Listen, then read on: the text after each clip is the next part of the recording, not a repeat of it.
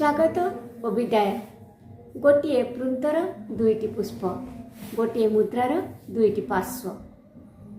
जनक बिना अनजनकर अस्तित्व असंभव, अनुभव विहीन। वर्तमान 2024 को विदाय देवार समय एवं 2025 को स्वागत जनइबार समय। 2024 रे घटी जाइथिबा घटना दुर्घटना को पाथेय करी 2025 रे सुधुरी जिबा और सुधारी नेबार प्रयास जारी रखिबा, संकल्प नेबा।